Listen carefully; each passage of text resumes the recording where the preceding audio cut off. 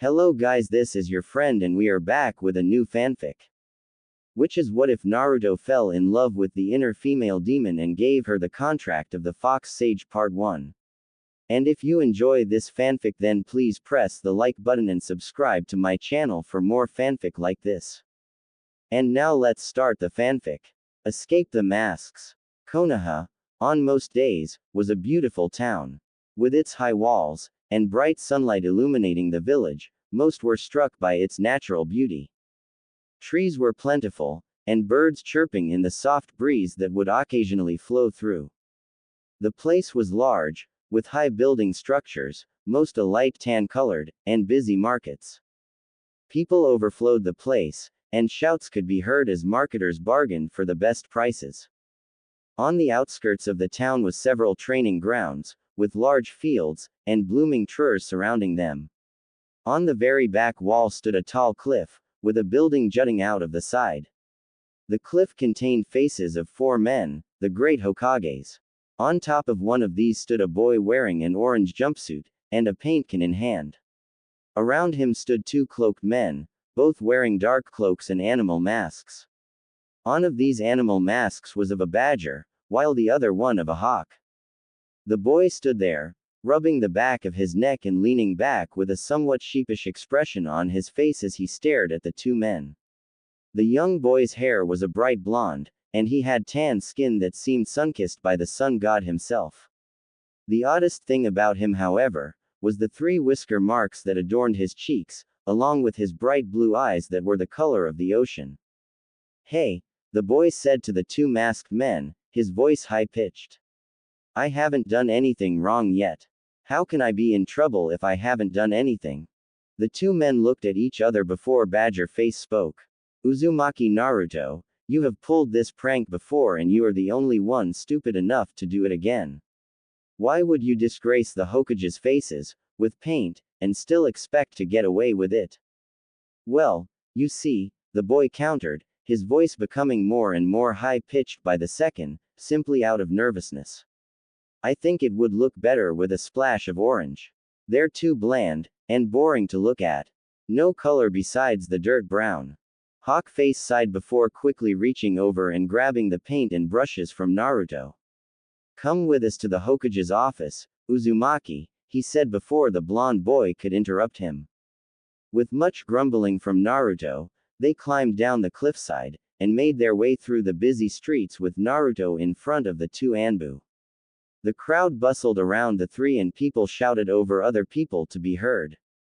The 2 Anbu soon lost sight of Naruto and ran around searching for him for a minute or 2. They soon caught sight of him standing near the Hokage tower with a smirk on his face. The entrance behind him, Naruto turned to the 2 masked ninja and his grin widened. "What are you smiling about?" Badger Face asked, curious as to what the boy was happy about. That grin was sly, almost like a fox's, and sent shivers up the man's spine. He was trained to be without fear, without emotion, and yet that smirk was too much like the Kyuubi's for his liking. "Oh, nothing," Naruto said as he examined his nails in a show of boredom. "Just that a Kage Bunshin, shadow clone, could fool you so easily." And with that, he disappeared in a puff of white smoke. The 2 turned around and started their frantic search once more for the ninja known as Naruto Uzumaki. Meanwhile, sitting in a ramen stand known as Ichiraku's Ramen, was said boy, with a bowl of the Naruto Special ramen in front of him. He chugged it down, barely using the chopsticks at all as he drained the entire bowl. Loud slurping noises could be heard as he finished the bowl of food and turned to the waitress and daughter of the owner of the stand. "Ayame-chan, can I get another bowl of your finest ramen, please?" he begged of the beautiful and nice girl in front of him. She shook with laughter and tried to control it. "Naruto-kun, no need to ask for more.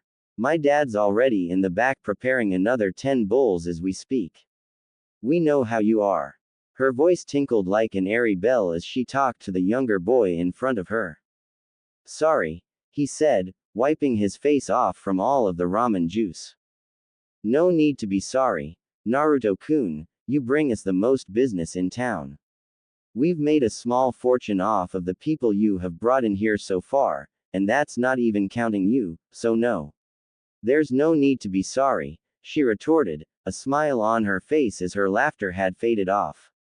She's right, Naruto, her father said as he peeked his head out from the kitchen.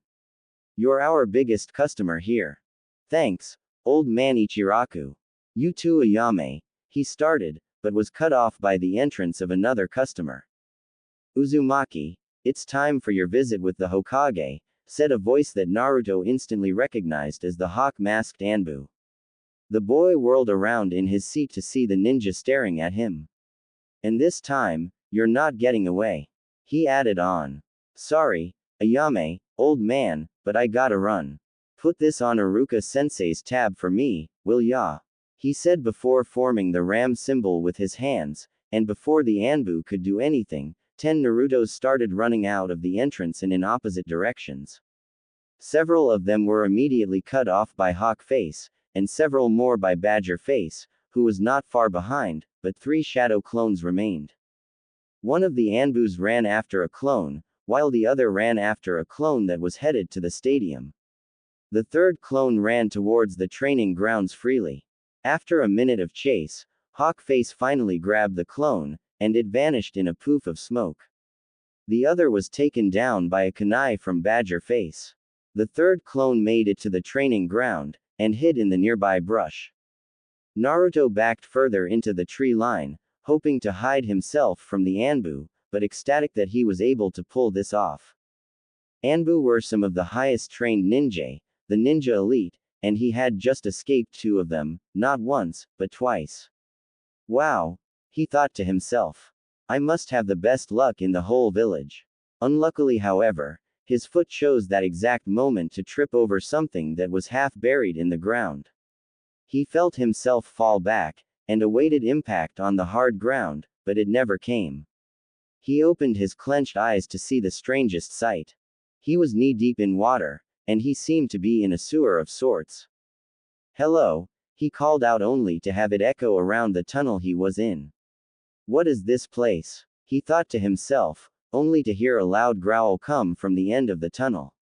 The growl was fierce, like that of a caged animal, and he wondered what could make that kind of sound. Where am I? He called out to the darkness around him. Again the growl sounded, but this time louder. He turned away from the end of the tunnel from which the growl was coming, only to meet with a dead end. Sighing to himself, he headed courageous ly to the source of the growling noise.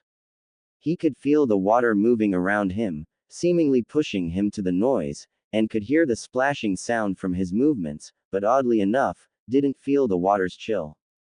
As he was nearing the tunnel's end, he could hear an inhuman chuckle reverberate from the walls around him. Silly human, a distinctly feminine, yet cold and evil voice said from only a few yards away. You dare wander onto my territory. The territory of the greatest Biju to ever live. The territory of the Kyubu no Kitsune, the 9-tailed fox.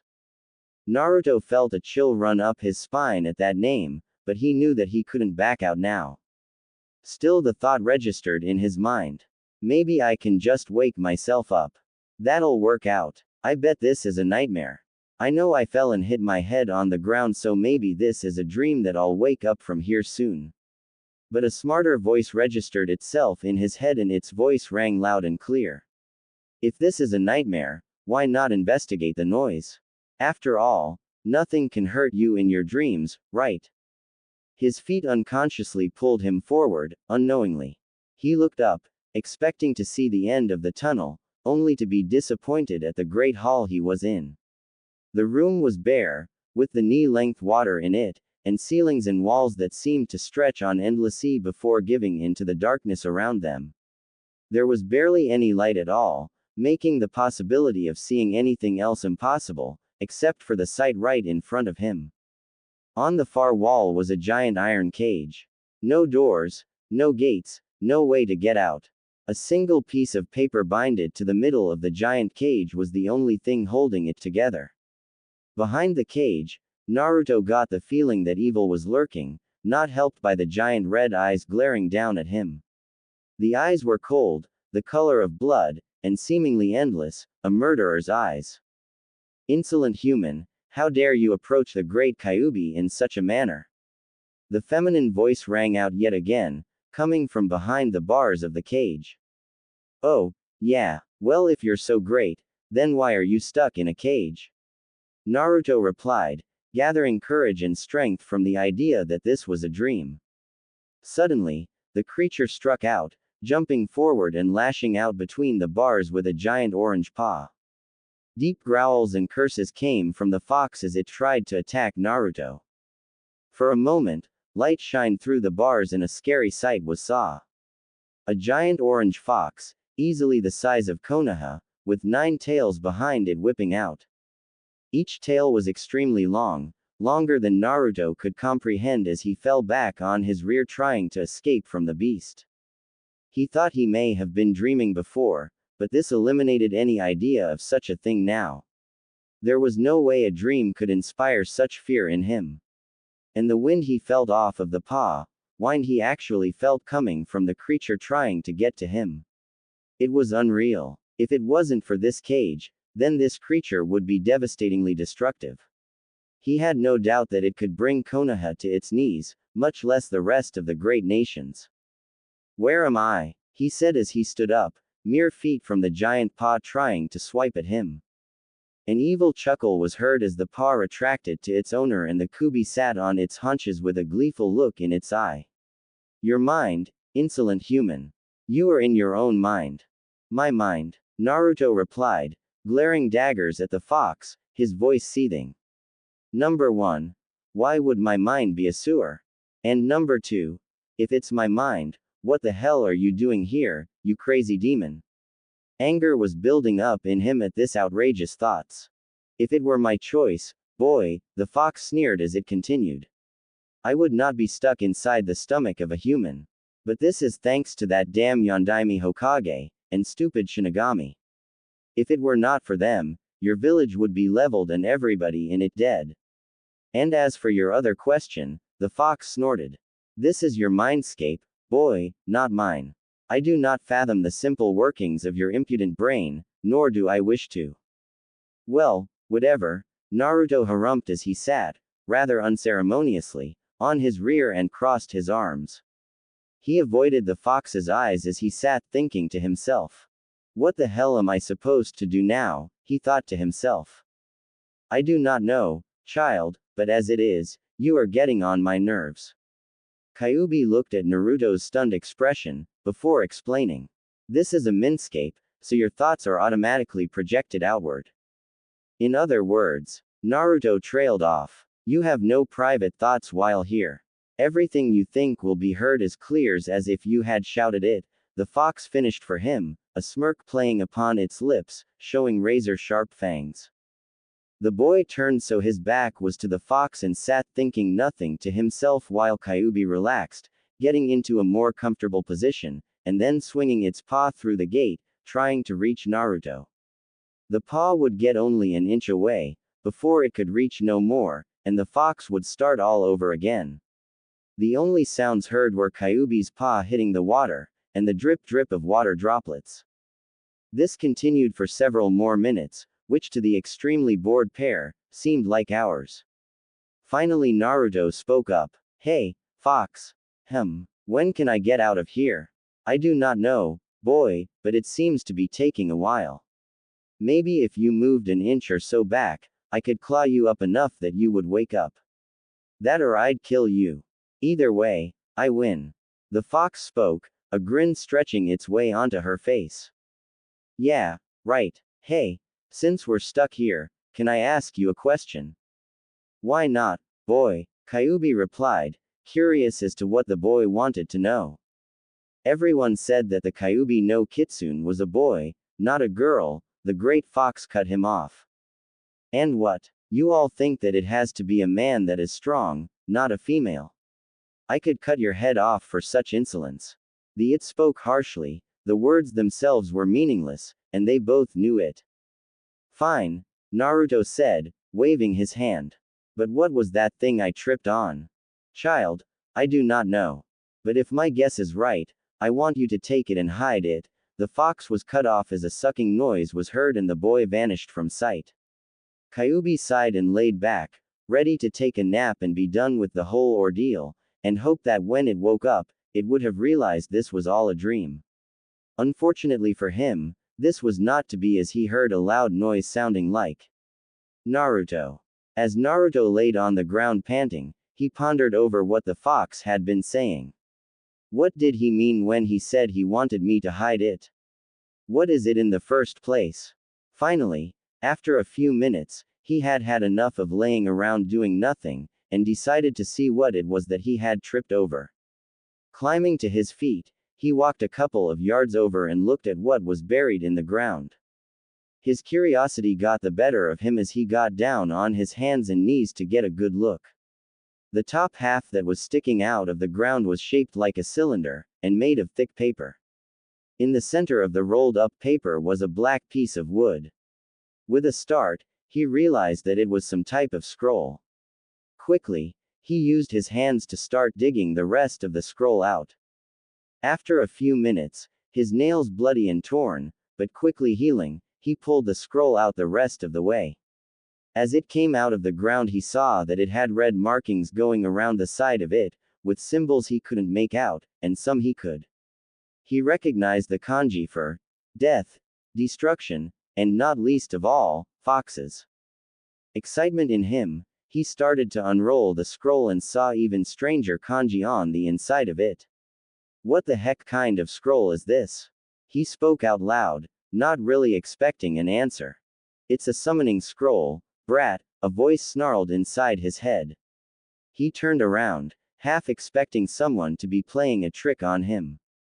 However, there was no one in sight. I must be going crazy, he thought, and then jumped when the voice sounded again. Brat, you are a pure lunatic if you do not recognize my voice after having just spoke to me mere moments ago.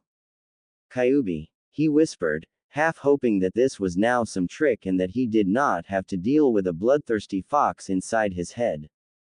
Quiet, brat. Do you not understand that this village still trembles at my name, and that a mere utterance of it, and the villagers would be trying to hunt you down once more? The harsh voice of the fox sounded. I can hear your thoughts, boy, so there is no need for you to speak out loud and cause us both trouble. Fine then, Kyuubi, he spat the name of the fox. What the hell kind of scroll is this? The fox seemed to ponder for a few moments, actually keeping quiet, before coming to a conclusion. My guess would be that it is a summoning scroll, and if I'm not mistaken, a fox summoning scroll. Not to be taken lightly, child, so I suggest you tread on water here. Naruto observed this, before finally opening the scroll all the way and looking at it. In the center was a spiral shape, with fox tails pointing outward from it, too many to count. Naruto stared at the picture, his mouth drooling, and eyes glazed. No matter how hard he tried, he couldn't look away. The fox tails seemed to move the more he stared at it, and he wondered what was going on. Snap out of it, Kit. This has a genjutsu on it. Even with that knowledge in his mind, Naruto still couldn't look away. He stared on, and the spiral in the center seemed to twirl and grow. Remembering something he had learned in class, he pulled out a kunai and sliced his own arm open. The stinging pain brought him back to reality as he examined his self-inflicted wound. Within a second or two more, it closed up, but blood still leaked down and his eyes followed the trail it made. The blood poured out down directly onto the scroll and it quivered for a few seconds, before rolling together into the center of the scroll. It traced the outline of the spiral, and made it glow in a red color. Well, he heard the fox say with a sigh.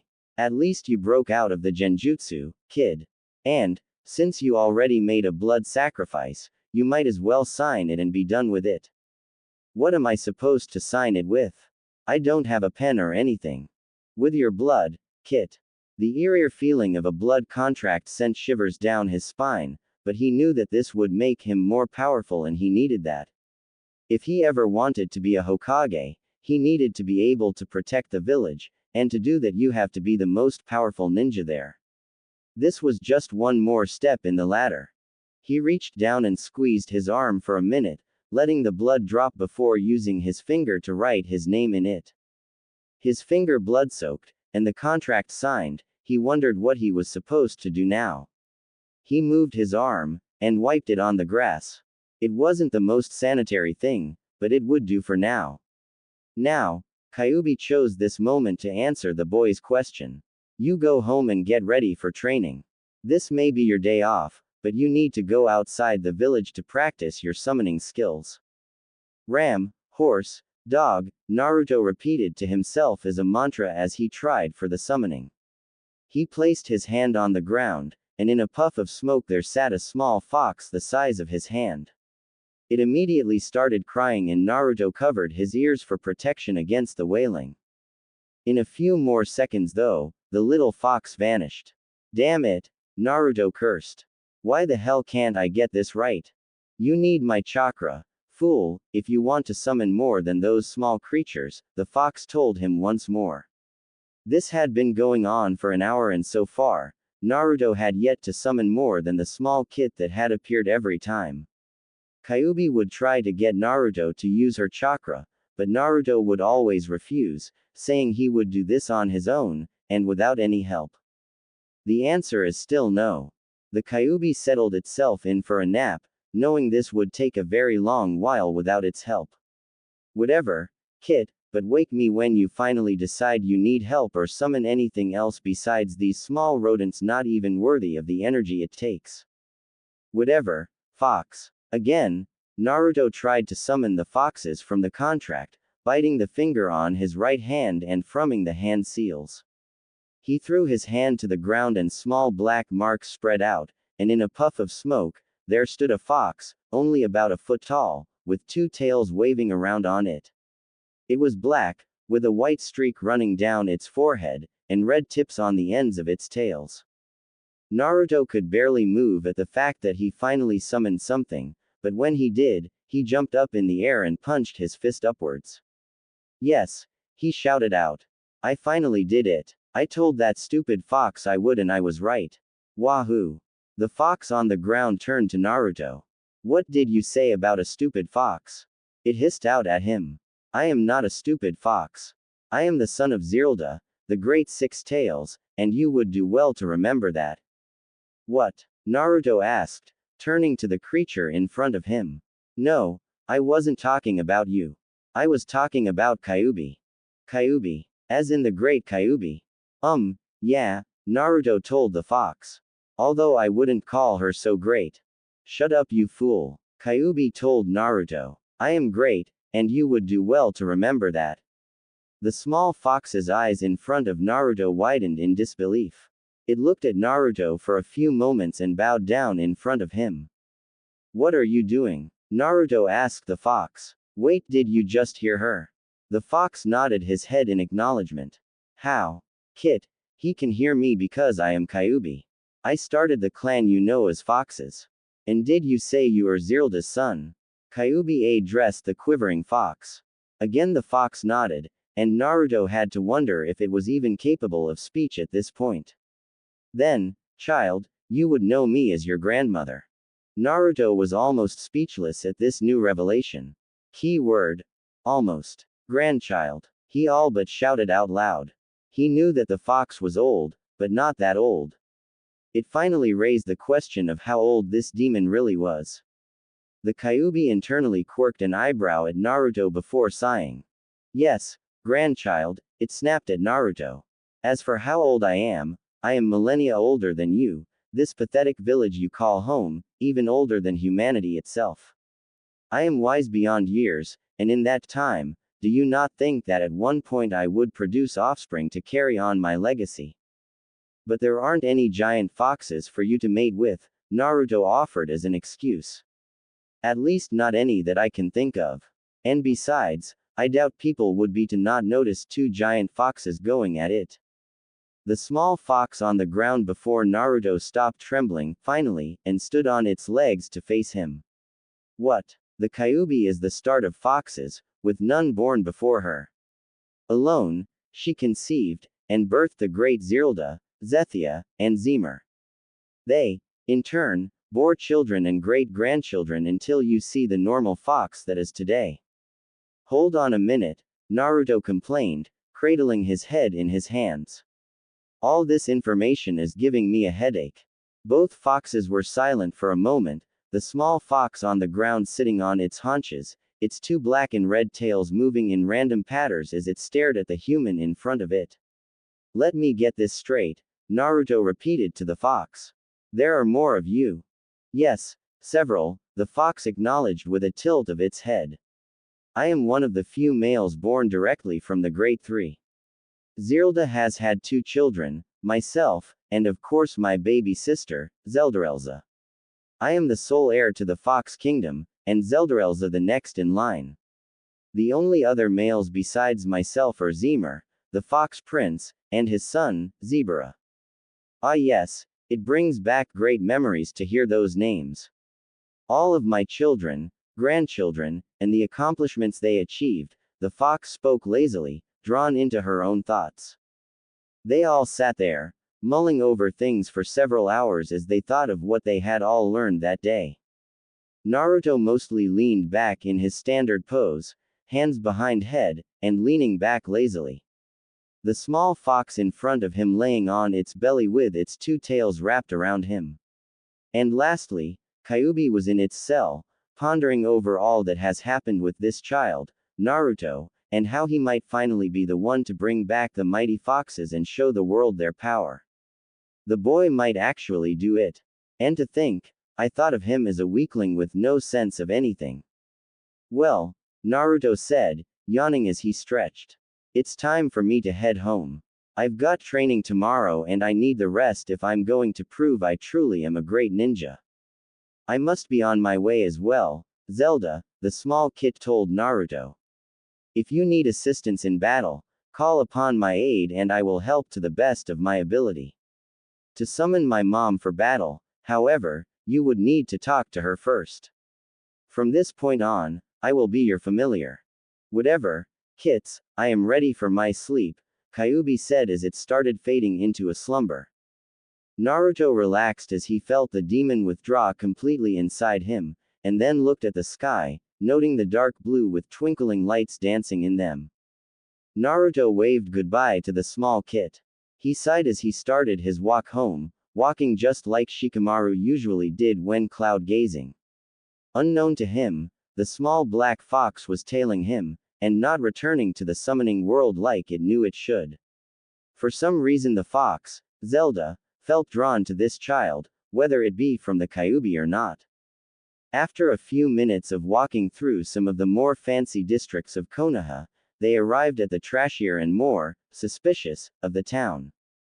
Zelda expected the boy to continue walking away from this district, but was shocked when Naruto stopped and turned down a side street.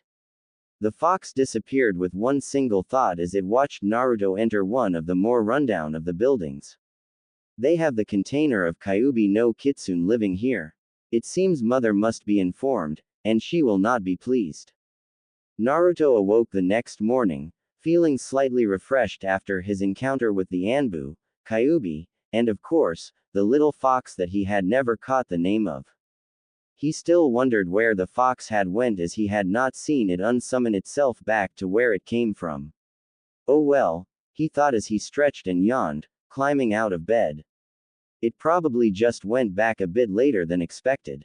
He did not know how true that statement was, nor the fact that it had followed him home and spied on him. He looked over at the alarm clock, noting that he still had 2 more hours until training began, and started pulling off his nightcap, and grabbed his hideously orange jumpsuit and hiatus ite. Walking past the messy bedroom, he went into the small kitchen and put the pot on to boil for some instant ramen. He set his clothes down on the counter. While waiting for the water to boil, he sat on one of the small bar stools around the small counter that occupied most of the kitchen space. He let himself drift over all that he had learned the other day, from Kyuubi being a girl, to the fact that it could now talk to him without the minsape and the horrors that might bring. I still wonder what the hell is up with that. Why is it suddenly communicating with me like this? There isn't a damn reason behind it. The seal is still holding up fine, I can tell that much, but somehow, the Kyuubi talks to me. Maybe I don't know. His thoughts were cut short as the pot started to boil. He jumped off the bar stool and dumped a cup of ramen in the water and headed for the shower to get ready while he waited on the ramen to be done. Throwing open the bathroom door, he walked in, with clothes in hand, and put them on a small alcove beneath the mirror. He pulled off his shirt and boxers, throwing them to the side of the 5 feet by 7 feet bathroom. He turned on the water and let it warm for a second before hopping in and starting to clean himself. He located the soap and started washing his body, rinsing off, and then doing the same with his hair. As he moved to turn off the hot water, however, he caught sight of something that shocked him to the very core. His hand had claws growing where the nails were supposed to be, with tapered points on the very edge of them. His arm, usually hairless for his pubescent form, had thick red hair growing from it. The hair was short, but thick, and a deep blood in color. Examining his other arm, he noted the same problem with it. He jumped out of the shower, not even turning off his water, and looked in front of the mirror. His face was almost the same as usual, but the 3 whisker marks on each cheek were more defined, each having a jagged look to them. His eyes, normally a cerulean blue, had rings of purple on the very edges of them. The purple was an angry, violent-looking color, ranging from a lighter tone to a darker one. He whispered as he rubbed a hand on one of his cheeks, feeling the indent of one of the whiskers. Snapping out of his trance, he hurriedly shut off the shower and threw on some of his clothes, foregoing his orange jacket, with just his black shirt on.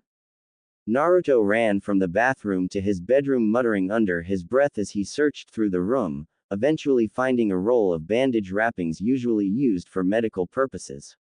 He gripped one end of the bandages and started tying it around his hand and arm, stopping the bandages where the fur stopped, at his shoulder. He moved his arm and started doing the same for the other one, ending the bandages in the same spot as before.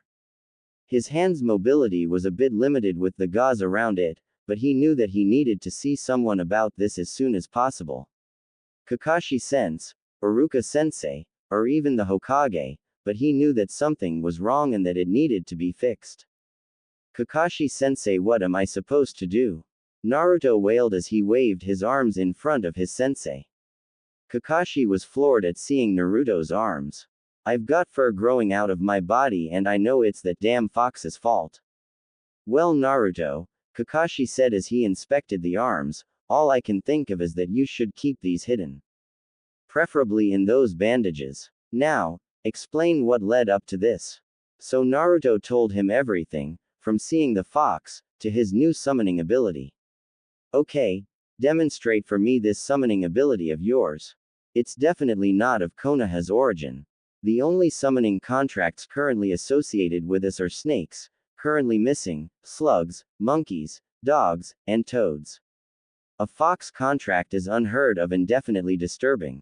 Kakashi watched on as Naruto made a few seals and called out, Kuchio's no jutsu. In a puff of smoke and without warning, a large red fox jumped out of the smoke. Kakashi had to jump back to avoid being crushed by its pure size. He made it just in time to see a paw land right where he had been moments ago. He looked up and his eyes widened as he saw the creature. It stood at least as tall as Konoha's walls. It was a sleek red in color with 6 tails waving wildly behind it. Its body was thin and muscled, and looked as if it was ready to attack at a moment's notice. Its eyes were alight in color to look like blood. Its teeth were bared with its canines poking out and its lips bared back. And on top of its head was Naruto. See Kakashi-sensei, I told you, Naruto yelled as he waved his arms around wildly. His furry, uncovered, arms. Who has summoned me? The fox said as it glared down at where Kakashi. Was it you? No, you stupid fox, it was me, Naruto said with pride in his voice and a hint of indignity. He stopped jumping up and down and settled for glaring at the fox.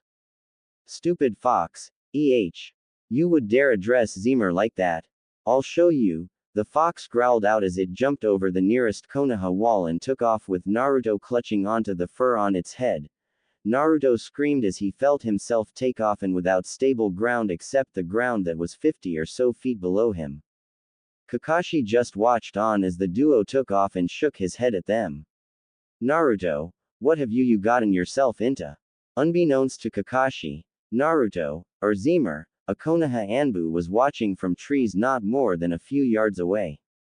Not just any Anbu. One of Danzo's root Anbu. Naruto laid on his back panting, miles from Konoha. Zemer had vanished in a puff of smoke a few moments ago, after telling Naruto that he had passed the test. The blonde, being Naruto, had jumped to pump his fist in the air, only for the fox to vanish, leaving Naruto 60 feet up in the air with no way down except to free fall. He was too exhausted after the 8-hour ride on the fox to be able to catch himself on some tree branches, and swing to the ground, which had come up fast and hurt an awful lot when he fell straight into it. So instead of doing the normal thing and getting up to go trek the few miles back to the village, Naruto laid under a small canopy of trees, gazing at the stars in the sky and the leaves moving in the soft breeze that was night. Laying back and relaxing was much more preferable to him than getting up and doing anything else. So it made sense that he eventually fell asleep from all the calm that permeated the air. What didn't make sense was his dream. Naruto's mindscape. Naruto stood in front of the Kyuubi no Kitsune's cage, with waves splashing around him. The sewer was being disturbed, and Naruto had to wonder where the hell the fox was, or what was going on. He could not see the fox behind the cage bars, but he could hear shouting. Naruto strained his ears as hard as he could, but no matter what, he still could not hear any of the words that were spoken over the roar of waves crashing around him and the ground shaking.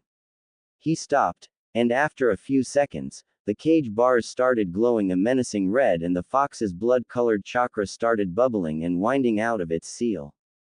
The waves around Naruto turned to restraints as he tried to escape out of the way of the chakra. It still winded its way towards him, no matter how hard he tried, but he wouldn't give up yet. The water around his hands and ankles turned to manacles and started to bubble and evaporate as the demonic chakra gave off an intense heat. Damn it, Fox! What the hell? Naruto shouted out right before the chakra reached him and started flowing around him, causing his skin to start burning. He gave out a last cry of pain before he left his mindscape, not catching the look Kyuubi sent his way, nor her words. Sorry kid, but it's the only way you'll live to see another day. You will need this chakra when you return to your world, if nothing else than to defend yourself properly and keep both of our asses alive. Naruto could barely concentrate on any one sense as all of his senses came rushing back to him at once. Everything around him was blindingly white except for two blurs of black situated no more than a few feet away from him. The faint smell of burning incense pervaded the entire room, clogging up his nose and burning it. A simple and rhythmic beeping of some sort of machine helped calm his rushing heart back down. The simple breeze coming from the hospital window, rustling the fur on his arms. Wait, fur. Hospital. With his eyes finally focusing to the light, he could finally make out the sight of two Anbu situated near the door of the room, eyeing him but still keeping a wary eye on the door. What seemed like blinding white was just the hospital room in itself. White bedsheets, white ceiling, white walls, white vase on his bedside, even the IV monitor was white. Where the hell am I? Naruto shouted as he jumped out of the bed, causing his equilibrium to go off balance from the rush of blood to his head. Still, he glared at the Anbu guarding the door and stalked over to them. I asked where the hell I was. Yet no matter how loud he yelled, neither of the guards would answer him. Finally, frustrated to no small point, he swung a fist at one of the Anbu. He didn't even have enough time to think as his fist was caught in the Anbu's hand. He felt the Anbu twist his arm behind his back and then cold metal, kunai, against his neck. He didn't even have the chance to struggle as he was forcefully tossed onto the bed. Yeah, I don't want to talk to you anyways, Naruto said as he crossed his arms in front of himself, while reflecting on how fast the Anbu moved. I can't believe it. I didn't even see him twitch before he moved, and how he moved. It was so incredible. No Anbu I've ever seen can move like that. He's not normal, and if he is anything to go by, I bet the other guard is just as fast. I'm starting to get a bad feeling about these guys. There is no way I can get out the door with tall, dark, and creepy over there. A window. He looked over at the window and started plotting his escape. It was only a few feet away from him, and if he could set off a distraction, then he would be able to get out. But there was still the problem of his arms. He couldn't run around Konoha in only a hospital gown, and with red fur growing from him, he'd be killed in minutes. Or at least brought to the torture and interrogation squad. He thought. I could stop in a nearby alley and pull on some of my bandages, but the Anbu would get enough time to get me again. I need a big enough distraction that they can't or won't follow me. But what should I do? Coming to an idea, he looked to the guards who were watching him intently, their eyes darting from him to the window as if daring him to try and escape. A smirk fell upon Naruto's lips as he formed a single handseal he knew more than any other. Shadow Clone Jutsu. The hospital room immediately filled with copies of Naruto as the Anbu guards attempted to stop him. One of them drew a blade and charged the main group of clones, eliminating a good number of them in seconds. The rest fell to the other ninja who drew his blade, but stopped right there. For in front of him, what he expected to see a group of Narutos, was instead a group of beautiful blonde girls. He immediately succumbed to blood loss from nosebleed. Transformation complete, Naruto thought as he climbed out of bed and started for the window. Unfortunately, however, he had forgot about the other Anbu, who tried to stop him from escaping, while trying to fight off the horde of clones that were transformed. All of this was the scene one man came onto as he opened the hospital door, tapping the floor with his cane. Two of his elite Anbu, one downed, the other batting off a harem jutsu, and Naruto with one leg out the window and the other barely touching the ground. Well, what have we here? The man with bandages around his face, revealing only one eye. The eye of one Danzo, the war hawk. Well, who the hell are you? Naruto rudely shouted as he pulled his leg out from the window. He stood in front of the man with his arms crossed, and in a hospital gown, but he still acted with some pride and dignity. Foolish boy, the old man sneered. I am part of the Hokage's council, and if need be, the person who will save your life. Naruto twitched at the last part of the statement and stood still, obviously expecting the man to go on. It did not seem that way though, as the man leaned further onto his cane to get comfortable. Well, blah, blah, blah, so what if you're part of the council? Big deal. You're just some old geezer to me. And how can anyone who posts Anbu at my door going to save my life in the first place? Naruto switched his hands behind his head and leaned back, closing his eyes. If the old man wanted to get comfortable, why shouldn't he? Fire raged within Danzo's eyes and he spat out the next words. Well, demon brat, you can't go freely roaming the village with your arms in that condition, now can you? Naruto's eyes shot open and Danzo looked on as they changed from their cerulean blue to a red-tinged purple. In a single bound, Naruto was across the room and holding Danzo by his throat against the wall. The old man still glared at him as the genin spoke in a demonic tone. Do you have a death wish, mortal? It's because of you and the whole damn council that I have to live like this. That I was beaten within an inch of my life almost every day, all until I could finally stand up for myself, and even then, the only thing stopping you all was the Hokage's threats. As for my birthday, the torture got worse and worse on those days from all the mobs of drunken and angry villagers. I will not stand to be called a monster or demon ever again.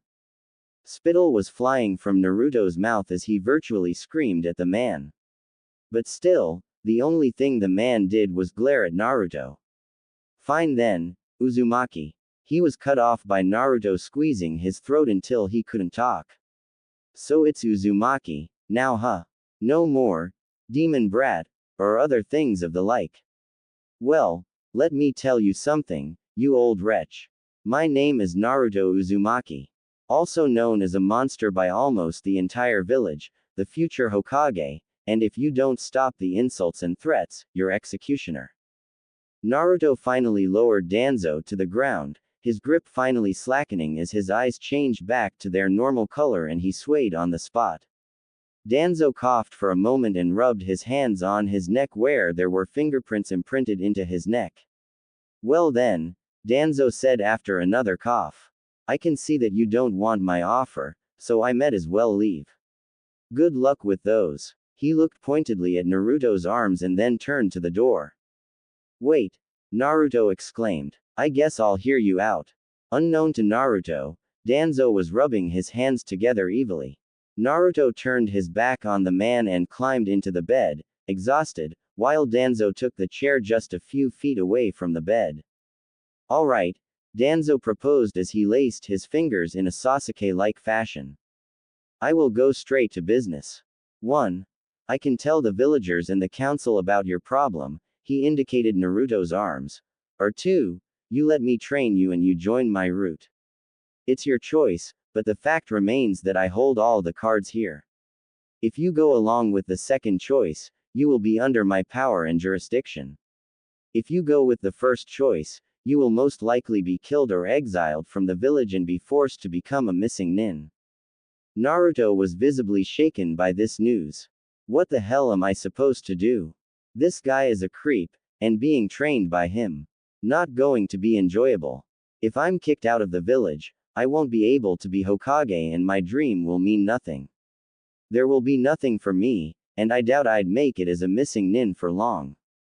Oh, what the fuck? Danzo drummed his fingers together, enjoying seeing Naruto in such a situation.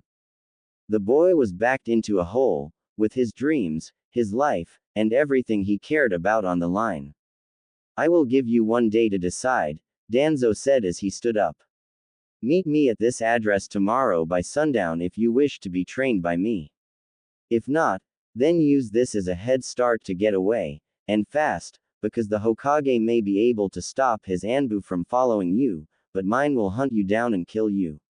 Slowly and painfully, he slipped a small slip of paper onto Naruto's lap before exiting the room, via door. Damn it, Naruto said as his shaking worsened. I really hate that guy. In a large room in the Hokage tower sat an old man in the Hokage robes, before a mountain of paperwork. He simply stared at the bane of his existence, of any Kage's existence paperwork. If he could, he would just use a Kaden jutsu to destroy it all and dance on the ashes, but he knew that it wouldn't be a good idea. The mound was literally over his head, and he was prolonging the inevitable, having to do all this.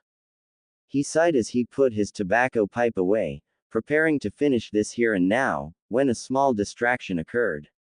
A distraction that he was unprepared for, but still happy to receive, if only to stall the work a bit longer.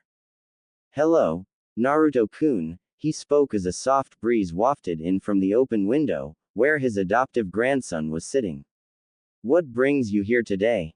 Naruto jumped down from the window and walked across the room to the Hokage, so that he was standing in front of his desk. He could barely see the old man from all the paperwork piled up, adding to his irritation from Danzo's threats. Cut the crap, old man. Now, would you please give me all the information you have on Danzo and his route? I need to get this done and over with soon. Looking at the aged boy in front of him, the old Hokage felt something well up in him. Naruto, how do you know about him? I made sure that he had never affected you in any way. You shouldn't have even met the man. Naruto could feel his adoptive grandfather's gaze falter at him. He felt his own eyes turn to him over the mound of paper and look at the old man. Look, Gigi. Naruto started explaining about Danzo's threat, the Kyuubi, the summoning scroll, and lastly, his furry arms. So what should I do? The man gives me really creepy bad feelings and I don't trust him. I can't just up and leave the village. No matter how bad they are, I still have people here who are precious to me, and I can't just leave them behind. Sarutobi looked at the boy, who was on the brink of crying, for a few moments before getting up out of his chair and putting a comforting hand on Naruto's shoulder. Do not worry, Naruto-kun. I will make sure it is handled properly. In the meantime though, I want you to go home and grab some clothes and your ninja tools. You need to have the necessities ready in case Danzo pulls any more of this foolishness, or I cannot convince him not to act. He sighed once at what he was to tell the boy next. It would break his heart. But Naruto, if he continues with this, I want you to run. Run and never look back. I will eventually send someone to look after you, and I want you to give the something when they do find you. The Hokage got up from in front of the boy and walked so he was behind his desk. He pulled open a drawer and pulled out a regular-looking scroll with the Hokage's seal on it. Tossing it to Naruto, he turned around and sent some chakra into the wall. A blood seal appeared and after wiping a bloody finger across it, a section of the wall vanished. Inside of it were 2 large skulls, with notes attached to each one. He turned around and stood in front of Naruto once more. Naruto, these scrolls are from your parents. Naruto was shocked at the revelation and the tears that had been threatening to spill, came crashing down. Gigi, why didn't you tell me this before now?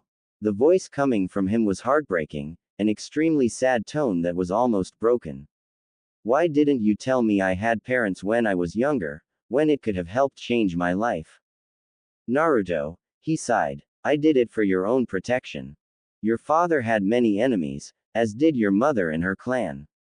That is why I had to tell the villagers that in a last act, she gave her name to an unknown orphan. If I had told them that she was actually your mother, you could have long since been killed. It is the mistake of a foolish old man, and one that I take responsibility for, full-heartedly. I shouldn't be telling you till you are older, but you need to know now, or you may die without knowing even their names. Who were they then? Naruto asked, no longer able to look at the face of the Hokage. Naruto-kun, you will have to find that out on your own. Those scrolls will tell you their names, what they did, and some of the possessions they left you, including a note from each one. But Naruto, he lifted the boy's chin up with a finger. I don't want you to look at these scrolls until, or if, you have to leave the village. I'm only doing this now because I expect that if you leave, it will be a while before you may return. Naruto nodded dumbstruck and walked out of the Hokage tower to go home. Unbeknownst to them, Sai, a relatively new operative to Root, had been sitting undetectable, outside of the Hokage's office since the boy had arrived. He quickly left, mumbling about how this was something Danzo needed to hear soon. Naruto stood in his home, or soon-to-be desolated place, throwing his most precious things in a small backpack. In went a picture of Team 7, extra kunai, shuriken, and some scrolls. The last things to go were the fox summoning contract and a picture of his graduating class from the academy. In the front row sat Sasuke, brooding as always, with Sakura and Ino fighting for dominance of the seat beside him. In the middle row was Hinata, fighting a blush, with Naruto on one side of her and Kiba on the other. They both had their arms thrown over her shoulder, with Naruto holding up a peace sign and grinning, while Kiba had rabbit ears up behind Hinata. In the very last row was Shino, emotionally stoic as always, with Choji and Shikamaru beside him. Choji was munching on a bag of chips as always, while Shikamaru seemed to be asleep on his feet, mainly leaning on Choji for support. Behind them were the Hokage, who happened to drop by for a visit that day, and Iruka. The image seemed fuzzy as tears fell down from Naruto's face, crashing down on the picture of all his friends and comrades. Friends and comrades he may never see again because of a fox and a man that wanted nothing more than to torture him. The picture started crumbling in Naruto's hand as his eyes gained a new determination in them. I will do this. No matter what, I will make it. His voice was strong, confident, everything he was trying to convince himself of actually being. Okay, all I have to do is act normal and try to make it. It shouldn't be too hard. Besides, this is Konoha, I doubt they'll just chase me out. He left his house, not knowing how much he'd come to regret the words he spoke, and never knowing that he wouldn't ever step foot in the small apartment again. Walking at a measured pace, he left the apartment grounds to wander Konoha, looking at it all with wide eyes and childlike innocence. This was his home, a beautiful village, and he might soon be kicked out. It was hard to take in as he walked the streets, his feet uncowingly taking him in a direction he knew all too well. A few minutes later, and he was standing in front of his most favorite places, Ichiraku's. Waving aside the orange tent flap, he walked in to see Ayame serving 3 customers and Tuki in the back, cooking. He walked right up to the counter without a thought, and waved to the Ichiraku's. Hey, Ayame, can I get 4 bowls of miso ramen please? He yelled out to her. She gave him a small smile before turning away to give the order to her father. Naruto? Asked an unusually quiet voice from beside him. He looked over to see Ino sitting just 2 seats away from him. Beside her were her teammates, Choji and Shikamaru. What are you doing here? Well, Naruto said, rubbing the back of his head, this is my favorite restaurant, so I came here to eat. What are all you doing here? Well, Choji said, eating a bag of chips, I remember Munch you telling us before Munch that this was the best Munch place to buy ramen in Konoha, Munch, so we decided to try it. Ino immediately slapped the back of his head, mumbling about not eating while talking. All the while, Shikamaru sat at the chair with his head on the counter, half asleep. Yeah, it is pretty good, Naruto said while moving a few seats over so he was beside Ino. So, how have you guys been since the academy? All I've heard is that your sensei is the Hokage's son. Yeah, Ino snorted. But he's as big of a bum as Shikamaru over there. All he does is have us do teamwork, exercises, and then play shugi and go. Hee, that's pretty funny. But at least your sensei isn't late to every team meeting, and has his whole face covered by a mask, Naruto retorted. Speaking of teams, Naruto, Shikamaru drawled with his head still down, did yours almost kill you or something? You never wore bandages on your arms before. Naruto internally cursed himself. He thought no one would really pay attention to the bandages, but Shikamaru, though a lazy bum, had to be smarter than he let on. Oh, it's nothing, he said casually. Just a small training accident. Nothing to really worry about.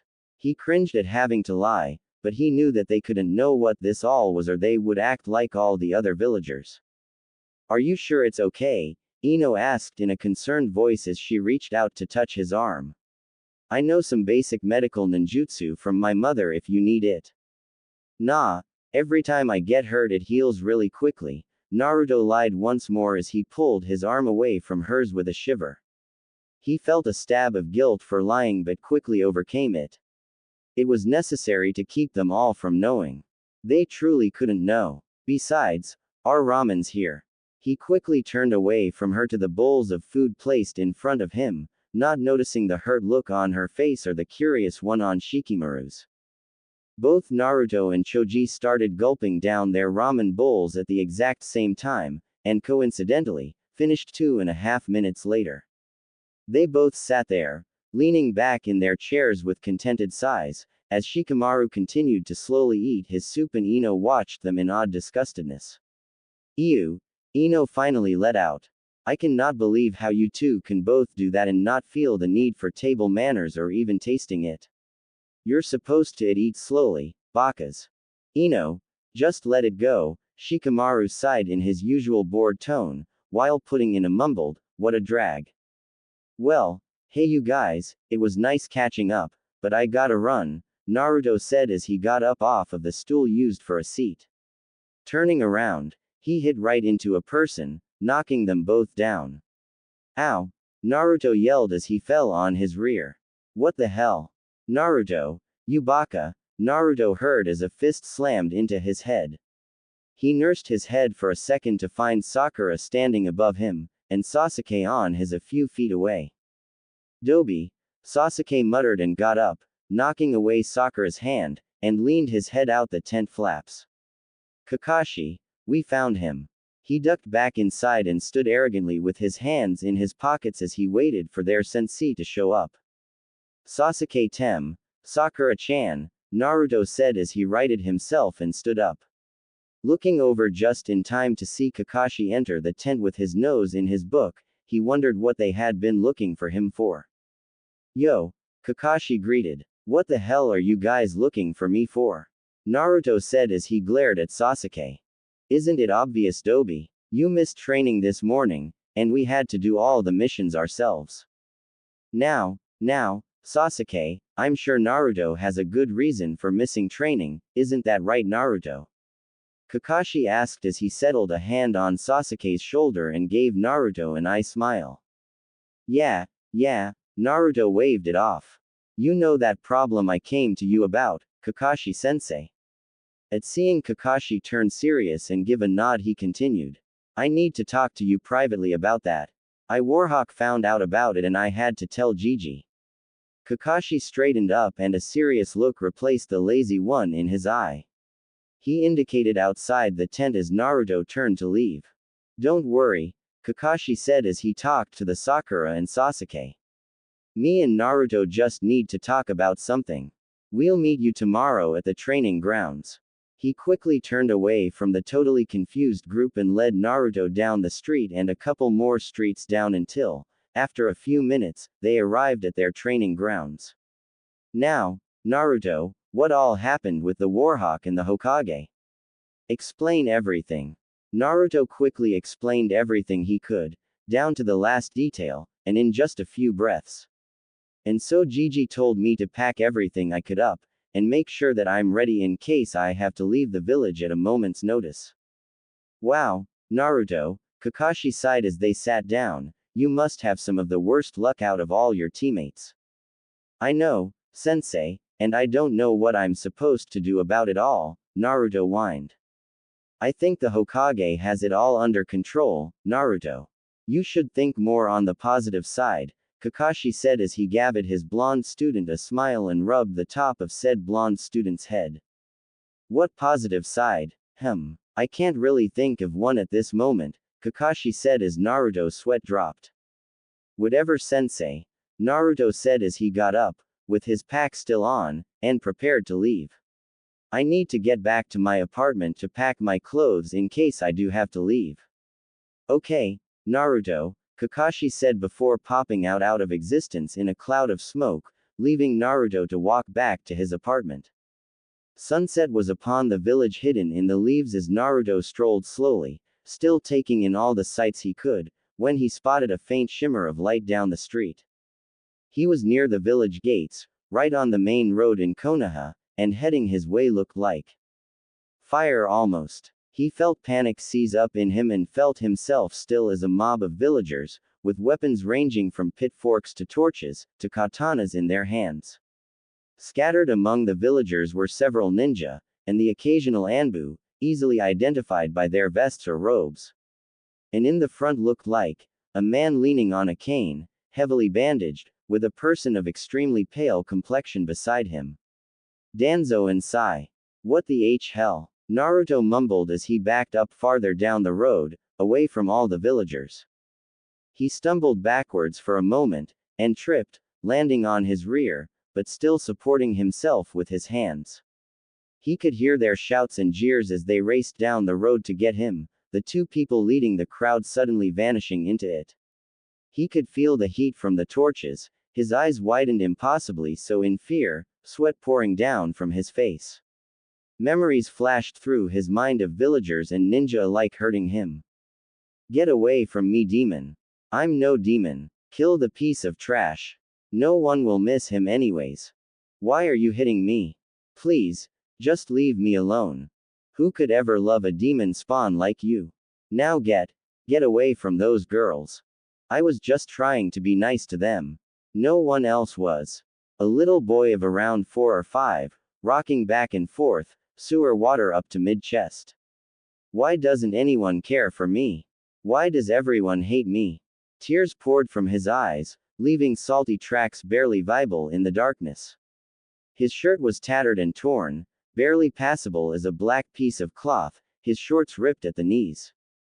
All was quiet except the boy's sobs, but a voice suddenly came from above.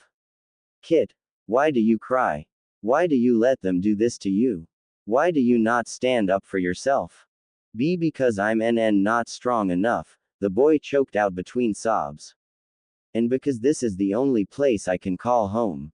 I have nowhere else to go. Tell me, boy, if I could give you a place to call home and power, would you join me? If I could offer you protection, a mentor, and a place to sleep at night, would you come to my side? Yes, the little boy said as he stood on wobbly legs, anything. Naruto stood in front of the villagers, his head down and tears making their way down his face. His blonde hair shadowed his face, making it impossible to identify any of his features. The little boy's tears turned from water to blood, tainting the sewer water around him as he finally stood fully, fists clenched at his sides. Blood started seeping through the water, making it a dull pink. The smell of rust filled the air. Naruto clenched his fists tighter at his side, blood pouring from the open wound on his palm, caused from his own fingernails. The villagers were almost upon him, less than 100 feet away. The boy glared up fiercely at the sky, his tears vanishing as the red rose from the water, forming a cloak around him. Naruto's neck snapped as his head whipped up to glare at the villagers. His eyes red and slitted, red chakra seeping from his every pore. The bandages wrapped around his arms burned off, almost like they were catching on fire. The red fur underneath caught the light, reflecting off as he crouched down in a defensive posture with his hands raised to claw apart everyone and everything. The boy looked at the fox in the cage in front of him. Naruto glared at the villagers now only 30 feet away. They both spoke at the same time. Quote, I will not die. Quote, I will kill you. Ready to fight, Naruto lunged at the nearest villager, not even seeing what he was doing as he slashed and lunged. Weapons grazed him, some even went through various parts of his body, leaving open wounds that healed in seconds. Blood flew around him, some of it from a chest he'd just ripped open on a woman civilian, some of it from a ninja who had tried to hit him with a Fuma shuriken, only to have it caught out of midair and thrown right back at him. All he knew was that he wanted blood, revenge, for all the years of torment and name-calling, from a decade's worth of assassination attempts. All of it unleashed full force on a small army of people who thought they could so easily kill him. They had no idea what they had finally unleashed. Naruto finally finished ravaging his way through the first line of people, mainly civilians, with another 3 or 4 lines of ninjas and villagers alike in front of him. 60 or so people left. He swayed there for a moment, almost catching his breath, as he prepared to charge the next line of people. However, that was not meant to be as he felt a sharp pain in his gut. He looked down, surprised to see a long katana protruding through his chest. Die demon, he heard a feminine voice whisper in his ear as the purple-haired Anbu behind him twisted her sword, with it still impaled in Naruto. The blonde felt extreme pain as blood poured from the wound, white-hot flashes traveling up his spine every second, reminding him to get away while he had a chance at survival. The sword was pulled from his gut as the 2 chakra tails behind him started dissipating, leaving him with almost no chakra to do anything, much less get away. He coughed blood as he fell to his knees, barely able to hold on to consciousness. His hands started forming seals, too fast for anyone to stop him, but too slow for a man that had Shimigami grinning above him. He drew blood and pushed his hand to the ground, barely able to get out a Kuchio's no jutsu, before his vision started fading. The last thing he saw was a white blur grabbing him and running. What the hell? My whole body hurts like crazy, Naruto said to himself as he laid there in the darkness. He had yet to open his eyes, still wondering if he'd see heaven, hell, or just a blank space of nothing. He knew he had to be dead, that much couldn't be more obvious. After all, who can live through having their systems flushed through with demonic yokai and be beaten by a mob? Naruto knew that he had survived before, but that was because the fox's chakra. But now, that was the cause for his aching body in the first place, not including the wounds from where weapons had pierced him.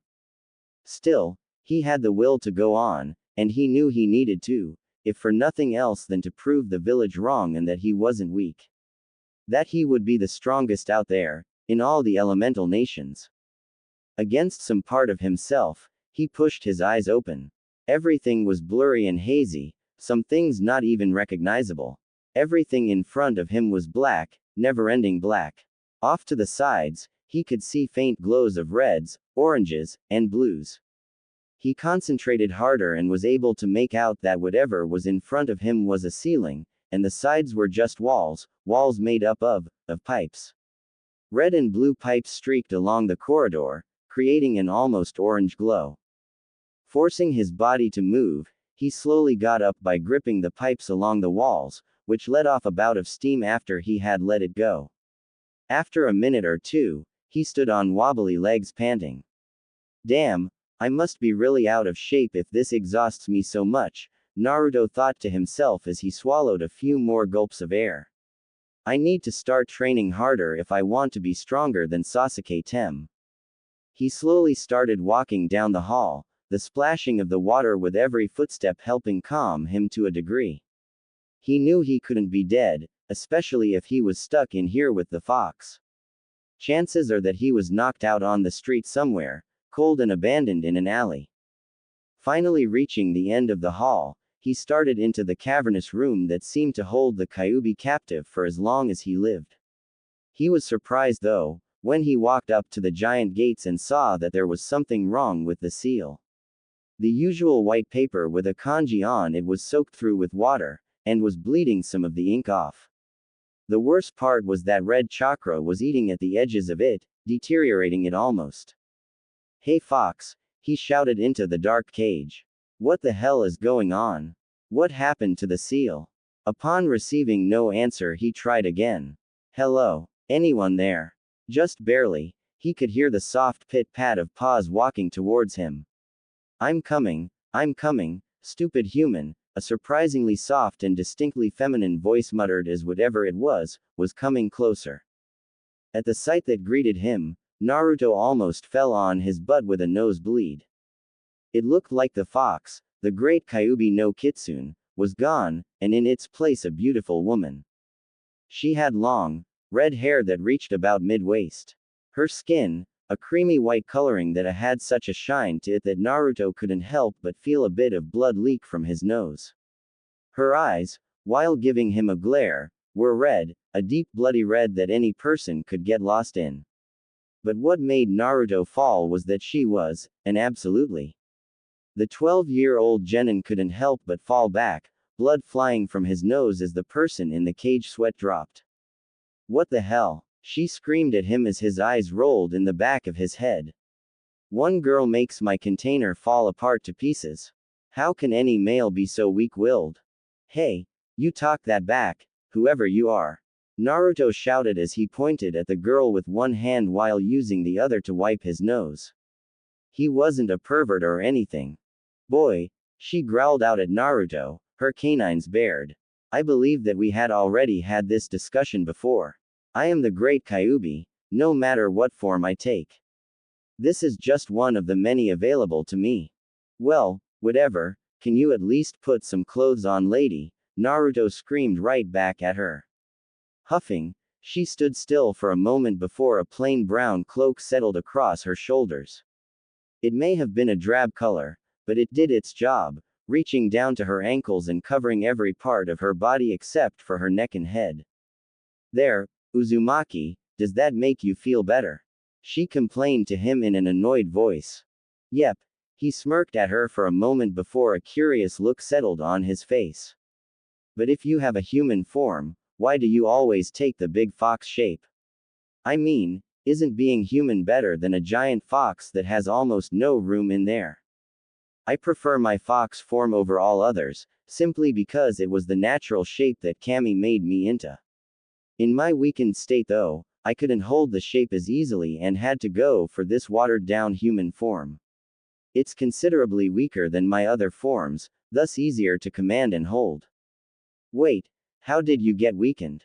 Naruto asked as he scratched the back of his head for a moment. Wait, was it because all of the shouting and demonic energy from before? Does that have anything to do with it?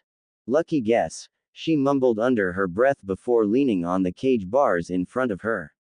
Yes, I am weakened because of that. But also from healing you twice, and the taxing amount of chakra that comes from your arms now. Couple that with the chakra that the seal usually takes, and you see that I have lost a small amount of it.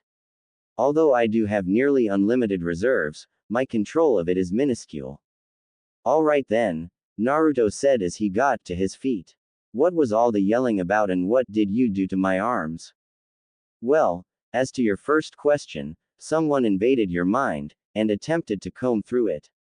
Fortunately for you, before they could do such a thing, I took control of the situation and got rid of them. However, as to your second one, you will have to wait and see what they can do. But here is one little hint. By giving you those, I probably saved your life. When you came here, I was trying to flush out the intruder with my chakra, which hit you as well. Pure Yukai covering you did some damage to you, but the worst of it was in your arms, so I had to give you newer and better ones. Okay, Naruto replied as he narrowed his eyes in suspicion. One last thing. Why are you being so cooperative? Usually you oppose me at every turn unless it benefits you to some extent. And how is this any different? She retorted. I will eventually seek a favor and will need your help with it. I do not know the full parts of it yet, but it will help better your training and give me some small freedom. Now, our time together has been short, but it is time for you to go. And just a few seconds later, Naruto vanished from sight before he could form a reply. Sighing, she sat down on the wet ground. I have no idea what I've gotten myself into with this new container. Sometimes I wish I were still in Kushina. She almost never came by, and I very rarely had to do anything but give some chakra and sleep. Two people stood on top of the bridge at their regular meeting place, both looking down at the small stream with constant sadness in their eyes. They both knew what had happened, but wished that they had done more. At least they should have been there more for the boy they constantly called Dobi, dead last, or Baka. Now that everything was truly coming out of the closet, they felt even worse for the treatment their teammate had suffered through for years. Neither of them could truly figure out how they hadn't known what had been going on with the blonde, all until their sensei finally pointed it out to them. You never truly even knew Naruto, did you guys? You never made it a point to even see him, unless it was for training or a mission, but that was it. Other than that, all he ever saw from you were a girl who would hit him just for being in the same room, a boy who would ignore his very presence as much as possible, and even me, the chronically late teacher who had yet to teach him a single thing. And even worse, he still considered us as people that meant the most to him. With the cold, hard truth finally staring them in the face, they had to deal with it all, knowing full well that this was the life Naruto had led thus far, and yet he had still smiled every day, brightening their days no matter what. No matter what, I will be Hokage someday, believe it. And even that his own teammates hadn't seen through his mask, the one that hid all the sadness, loss, and pain Naruto contained, was just pathetic. I will be the strongest, and prove all of you wrong. The pink-haired Kunoichi's feet wavered beneath her as she heard Naruto's voice once again run through her head. Datbeo, Sakura-chan, do you wanna go on a date today after training? And yet she had rejected him, time and time again. Mercilessly hurt him, striking him down, and yet, he still got back up every time. No matter what she threw at him, he still kept running after her. She had seen him as so annoying, and yet, now that he was gone, she missed him so much. It was like he had been the anchor for the team, always keeping them from falling apart. Without him there though, it was like, there was no team. She gripped the railing harder, her knuckles turning white almost, as her jade green eyes tried to hide the diamonds hiding behind them. It was all so futile though, as the tears eventually made their way down her face. Her eyes shut tight, hoping to get rid of this need to see her teammate again, just once more. The tears ran past her lips, leaving the saltiest of tastes behind. Even now, she could hear the boy in the back of her head, the boy that had tried to comfort her when she was so much younger. Why are you crying? B because all the other kids made fun of my forehead. What's wrong with your forehead? I think it's pretty. B because it's big. You know, a pretty girl like you shouldn't cry. You would look even prettier smiling. Everything was just so wrong now, and both her and her last teammate knew it. Sasuke himself felt bad from the loss of a rival that was almost like a brother, but even now he had to get stronger, just to find Itachi and kill him. But Naruto was the one person who understood him most. The blonde had been born with no one to care for him, but tried to gain friends at every opportunity he could. Sasuke himself had been born with everything, money, family, and the next in-line heir to the Uchiha clan, but had lost all of it in one night. Sasuke. His teammate interrupted his train of thought. What are we supposed to do now? He could only shake his head and hope for the best. Scene break. Ino Yamanaka was horrified beyond belief when she had heard the news about Naruto. She had found out when her dad had come home at 1 in the morning. It was horrible. Blood everywhere. Apparently a mob had chased and attacked one of your old classmates. Naruto Uzumaki. He had killed several of them, before fleeing the village. We had to have a council meeting about it, and the damn elders decided that they should list him in the missing nin bingo book. He's only a damn child. But what was worse was the other rumors she heard. Working in a flower shop all day helped her send and receive rumors like no one else.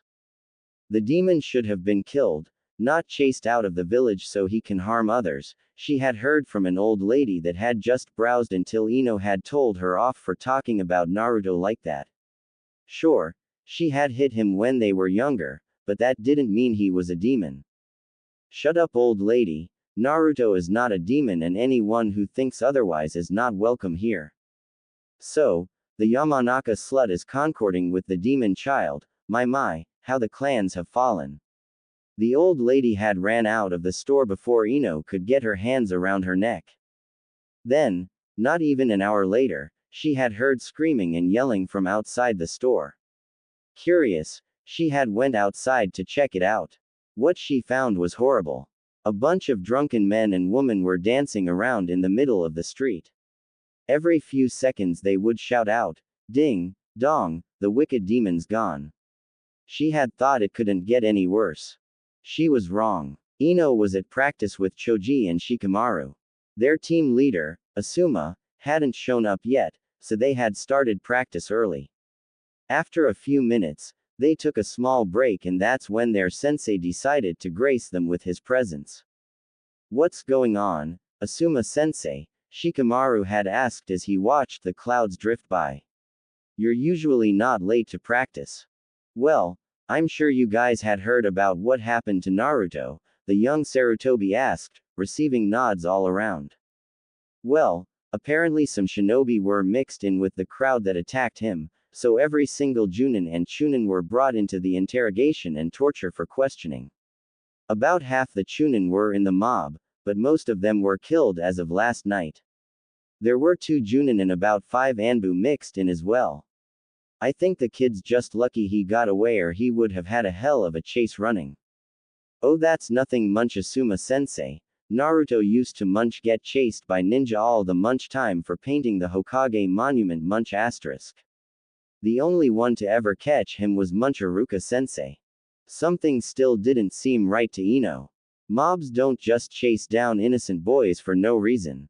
She had tried to figure out why, using the library, people, even her gossip circles, all to no avail. The book's missed documented pages, people clamored up, and even her own circles wouldn't talk.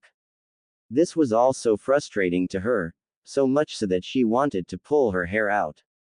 What is the secret that is Naruto Uzumaki? Scene break. Hinata's day had gone from bad to worse with all that she had heard and experienced. Firstly, Her father had gone missing for several hours the previous night. Then, when she awoke the next morning, the clan council had her and Hanabi spar once more to prove their skills. Hinata had lost. After that, in a quick breakfast, she had left the main branch houses, only to find several Anbu dashing through the compound. Not being able to get the nerve to ask what was wrong, she had left to go train with her team.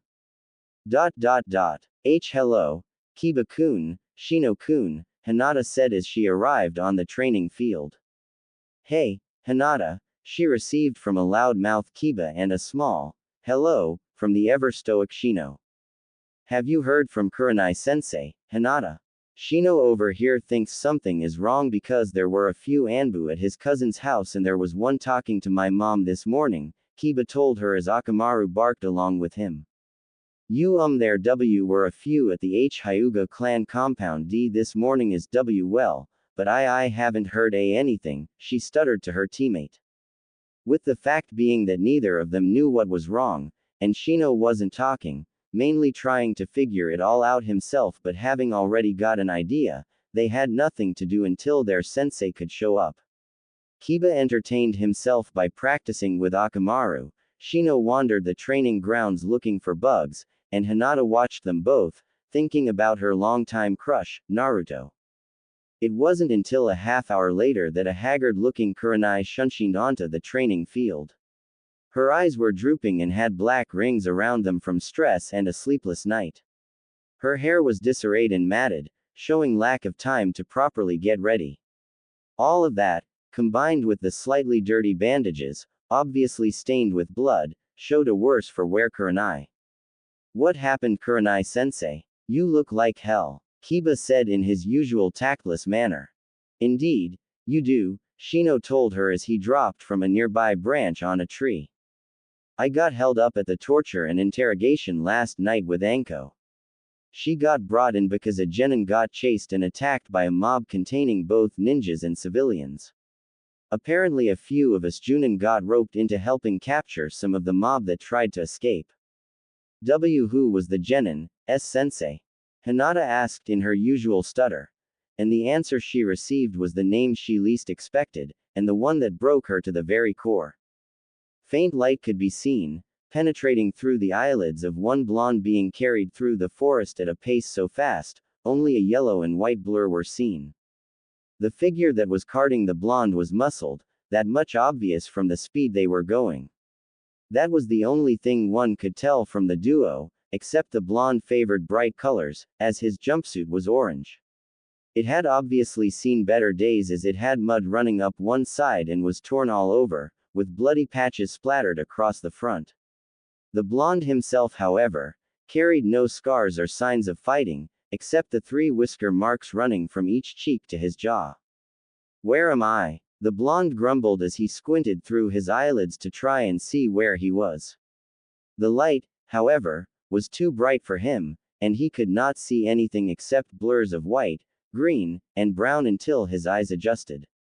He tried to momentarily cover his face with his arm, but a flash of pain shot up it as soon as he tried to move it.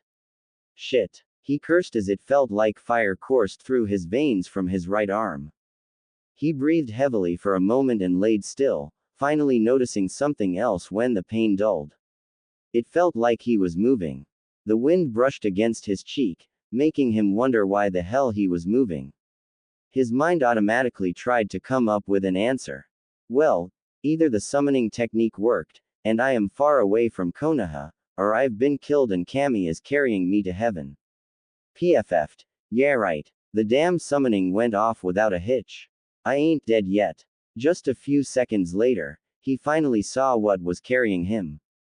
From what he could see, he could tell that it wasn't like an ordinary fox, mainly because it was running on 2 feet. Judging how far Naruto was up cradled against the fox's chest with the nearest tree branch several feet below him, the fox was at least 7 or 8 feet tall. He couldn't fathom a summon like this, nor how it got to be like this. After a minute of being ignored, Naruto, and his usual tactless self, decided to speak to the monster fox carrying him like a child. Who the hell are you? The great beast looked down at him and Naruto finally got a good look at him. His face was pure white, only broken by the black lines of his whiskers. His eyes were a warm ember color with gold speckles in them. Two black lines ran down from his eyes, going down until they met the edge of his maw. Think of the purple lines on Orochimaru's face. His mouth was closed, but behind it, Naruto could almost picture the razor-sharp canine teeth that could probably shred anything to pieces. "Who the hell are you, shrimp?" The fox growled back at him, his voice gruff. "Naruto Uzumaki, now who are you?" Zetsune, one of the three Kitsune guard and personal guard to Zebra, he spoke proudly to the boy before coming to a halt and jumping off a tree branch to the ground 20 feet away. "You can let me down, ya know," Naruto said, and then oomphed as the monster fox, Zetsune, dropped him like a sack of potatoes. "You didn't have to be so rough, damn fox." Naruto looked up, finally getting a full-body picture of what had saved him looked like, aside from its face. The main feature about it was its height, towering over him easily. Its chest was solid white, well-defined muscle showing beneath his fur. The only break from endless white was a spot of black right below its collarbone that was diamond in shape. On his back rested a long sword, just as long as the fox was tall, and every bit as wide too. It was covered in wrappings that had gold patterns along the edge that the boy couldn't make out. On its shoulder was a circular shield, 3 feet in diameter and black in color with silver markings on it and the kanji for sake. Lastly was its tails. 2 solid white, blue-tipped tails curled around his waist. Didn't have to be doesn't mean I didn't want to nor that I didn't enjoy it. How would you feel if you get mysteriously summoned from a poker game to a village street that was lined with dead bodies and a kid passed out on top of you? I would certainly want to get back at you, no matter what. Especially when I am chased from said village with a mob on my tail, and no way yet to get home. Now, why were you surrounded by dead people with more people on their way to get you? The fox asked, glaring a hole at Naruto. Naruto immediately sobered up and pondered lying to Zetsune, not telling him that the village he had been forever faithful to decided that killing him off would be a good idea. Just because of what he contained, he was ostracized and hated. Hated enough to have an assassination attempt on his life. But he knew that he was also a horrible liar, and foxes were known for their cunning, weren't they? Any smart person would be able to figure out what he wanted to hide. But not telling conflicted with his want to spill out all his troubles to someone that wasn't that biased and wouldn't judge him. Eventually, the idea of spilling his guts to a stranger won over and he began his story. "It's a really long story," Naruto drawled out as he sat down cross-legged in front of the mammoth beast. "Until I can figure out how to get back, I've got time," the fox concluded for him as he sat down on a moss-covered log. "Well, where to begin?" Naruto contemplated, tapping his chin for extra show. "Okay, how about birth? I was born on October 10th, 12 years ago. The day the Kyuubi no Kitsune attacked the village hidden in the leaves. The 4th Hokage couldn't kill it, so he sealed it into a baby that had just had his umbilical cord cut. That baby was me." The fox already looked like he had 100 questions, but Naruto quelled him with a look. "So, the baby was sent to an orphanage to live a hopefully normal life. Guess that idea got fucked up, huh? Well, the baby was hated by everyone in his village because of what was inside of him. The only people nice to him were the Sandaime Hokage, Gigi, and the owner of a small ramen stand along with owner's daughter. At the age of 4, he was kicked out of the orphanage and attacked, barely surviving. The Hokage found him an hour later in an alley and covered in blood. What surprised everyone though was that the boy's wounds started miraculously healing. Within 3 days the boy was back to normal, so his Gigi put him in an abandoned apartment and let him live there by himself. He gave him a monthly allowance to buy groceries and clothes with, but all the stores overpriced him really badly or just didn't allow him service. The boy still continued on though, happy and wearing a constant mask as always. He cried himself to sleep every night, until one night the tears wouldn't come. All his tears had been shed and there were none left, so the boy went on, virtually friendless. Naruto took a deep breath so he could continue the story. At the age of 6 he enrolled in the Shinobi Academy, saying that he would grow up to be the strongest ninja in the village and become Hokage so that then, everyone would have to acknowledge him. He gained a single friend from the academy, a teacher by the name of Iruka Yumino. The man became like an older brother to him as well as someone who would punish him when he did something wrong. The boy often pranked people, trying to get them to acknowledge his existence in any way that he could. So, Iruka-sensei became one of his precious people. Another one came along in the form of a girl he met with pink hair. Her self-esteem was extremely low so the boy tried to brighten her day. She became his crush not long after and the girl crushed on a different boy. The boy she crushed on was someone that he was jealous of. He came from a rich background, had a family, and was well loved. However, the boy she crushed on had his whole family killed, so he became withdrawn and cold to everyone around him. The boys became rivals. Man, I so wanted to kick Sasuke Thames for having Sakura hang around him so much, and still not like her. Eventually, it became time to graduate and the boy couldn't form a bunshin, a necessary requirement to graduate from the academy, so he failed. But he was offered another chance by an assistant teacher by the name of Mizuki. He said the boy had to sneak into the Hokage's tower and steal the forbidden scroll and learn one jutsu from it and to meet him in the forest a few hours later to prove he could become a shinobi. The boy did as asked, and upon arriving in the forest and learning a jutsu he found out that Mizuki was a traitor and planned to steal the scroll from the boy and get away from the village. Iruka arrived just in time to help the boy and took a Fuma shuriken to the back to save him. Mizuki told the boy why he was so hated and all about the nine-tailed fox. The boy became angry and beat up the traitor and because of it was allowed to become a shinobi. The boy was, naturally, put on a team with his crush and his rival. Their sensei was an extreme pervert who did nothing but read his little orange book all day. Their first day together he gave them a test. There were 2 bells and he said that whoever got them could actually become genin, but one of them wouldn't pass. The boy immediately started fighting his sensei and got his handed back to him on a silver platter. Naruto grimaced just remembering, while his crush got knocked out by a weak genjutsu and his rival also got his handed to him as well. Naruto felt a smirk settle upon his lips, so the boy tried to sneak and eat his lunch while everyone else was busy. Their sensei caught him and tied the boy up to a pole while the other 2 got to eat.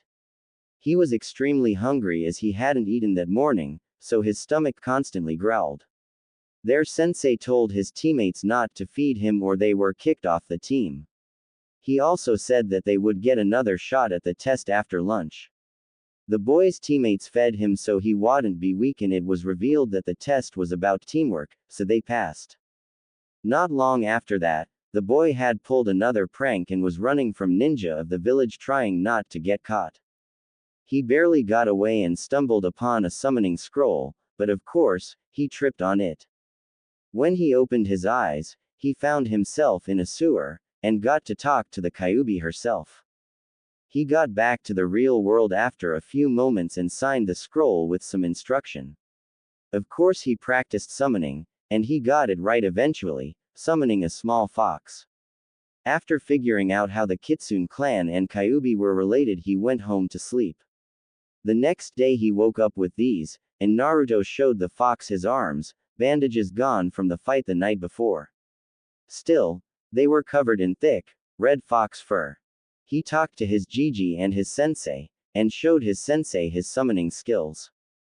The summon took him out of the village and tried to get rid of him. Of course he stayed on and eventually the summon left after telling him that he was allowed to summon him. The boy passed out from exhaustion and woke up in a hospital some time later. Guards were stationed around him, and after beating them, he almost left but an old man stopped him and told him that he wanted him to join his route, which meant that the boy would become an emotionless weapon. If he didn't, the man would reveal to the public the secret about the boy's arms. They would think that he was turning into the Kyuubi and would destroy the village. The boy left and told the Hokage, and he gave him a few scrolls and empty promises of protection. That night, the boy was attacked, and that's how you found me, Naruto said. He could taste the bitterness in his mouth about empty promises from his Gigi. The old man hadn't protected him, and look where he was now. Wow kid, that's a screwed up life you got, but 2 questions. Shoot. Okay, you got the creator of the whole Kitsune race in you. Right, why not let it out to destroy that village and level it to the ground? Revenge is always a good cure for anything, the fox said as it looked at Naruto. Said boy just glared a whole Zetsune, figuratively of course. After a moment he let out a sigh. He didn't know where this fox came from, but Naruto wasn't like that. Sure, a few harmless pranks as revenge on someone isn't too bad, kinda funny really, but killing people. Because, no matter what, that place still contains a few people precious to me. I couldn't let them die, no matter what. Besides, if I stoop down to their level, I'm just as bad as them. Okay, matter notwithstanding that you're a fool, the Kitsune said as he rolled his eyes. Question 2. Do you know the foxes that you have summoned thus far? Names, anything. I don't really know, Naruto spoke, rolling his shoulders and getting up off the ground. I think the first one was Zelda or something. Zelda, the Kitsune drawled. Yeah, and the other one was Zemer, the one I caught a ride on. He's snobbish, but I think that runs in your race. You little. Zetsune shouted angrily as he refrained from whacking the child upside the head. Ugh, whatever brat, guess it's time for me to go. Wait a minute, Naruto shouted back. Did you happen to grab my bag of things after you got me? Oh, yeah, it's right here, the Kitsune said, untying a medium-sized blue bag with a large scroll on the top of it from his waist. He tossed it to Naruto lazily, who caught it still. But I think some of your stuff got soaked. It was in a puddle of blood when I grabbed it.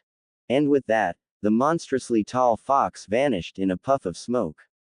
Naruto turned from where the fox had been to the bag in his hands. He glanced over it, checking the summoning scroll on top of it for measure before opening the bag. Oh, Kami, Naruto gagged as the smell hit him. It was like he had been carrying dead bodies in the small backpack. He tentatively reached a hand in, grabbing a few things at a time. Most of his pictures were ruined, all except for the one of his whole class.